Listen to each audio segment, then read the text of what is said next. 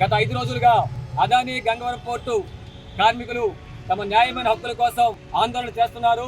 రాష్ట్ర ప్రభుత్వం జిల్లా అధికారులు వెంటనే జోక్యం చేసుకుని కార్మికుల న్యాయమైన డిమాండ్స్ పరిష్కారం చేయాలని చెప్పని సిపిఎం పార్టీ డిమాండ్ చేస్తున్నది. కార్మికుల న్యాయ పోరాటానికి పార్టీ తన సంపూర్ణ మద్దతు తెలియజేస్తా ఉన్నది. కార్మికులు గతంలో 64 రోజులు ఆందోళన చేశారు. ఈ ఆందోళన సందర్భంగా వారు కోరే న్యాయమైన డిమాండ్ ఇతర పోర్టులాగే గంగవరం పోర్టులో పనిచేసే కార్మికులకి జీతం నెలకు 36,000 రూపాయలు నిర్ణయించి అమలు చేయాలని చెప్పని. ఇంకో ప్రధానమైన డిమాండ్ గంగవరం పోర్టులో ఉన్నటువంటి రసాయనాలు బొగ్గు కాలుష్యం వల్ల ఆరోగ్యాలు తీవ్రంగా దెబ్బతింటున్నాయి కాబట్టి సూపర్ స్పెషాలిటీ వైద్యం కల్పించాలని చెప్పినది వారి డిమాండ్.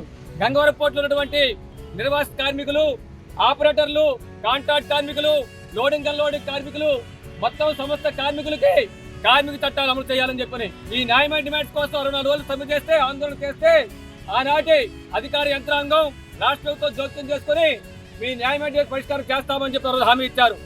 కానీ నేటి వరకు అమలు చేయలేదు. దీంతో కార్మికులు తప్పనిసరి పరిస్థితులు ఈ రోజు 4 రోజుల నుంచి 5 రోజుల నుంచి ఆందోళన చేసే పరిస్థితి వచ్చింది.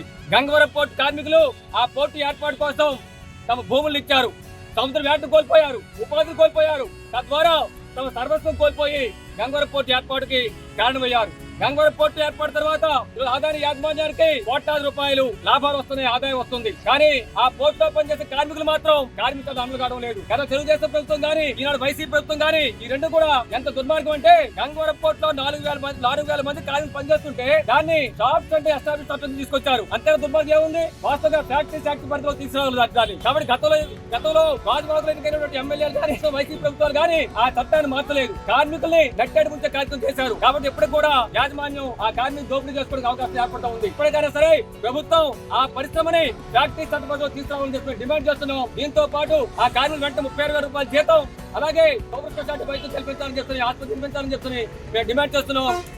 ఈ గంగవరం పోర్టు వల్ల ఆ పరిశ్రమలో పనిచేసే కార్మికే కాకుండా గాజువాక పట్ట ప్రధానికి మొత్తం ఈ రోజు కాలుష్యం చిక్కున్నారు, ఆరోగ్యాలు దెబ్బతింటున్నాయి. కాబట్టి ఆరోగ్యాలు కొరంగా పెట్టేటువంటి గంగవరం పోర్టు యాజమాన్యం మీద చర్య తీసుకొని ప్రభుత్వం జోక్యం చేసుకుని కార్మికుల న్యాయాన్ని సమస్యలు పరిష్కారం చేయాలి. లేని పక్షంలో పోరాటం ఉద్యమం చేయక తప్పదని చెప్పని మీ ద్వారా హెచ్చరిస్తా ఉన్నాం.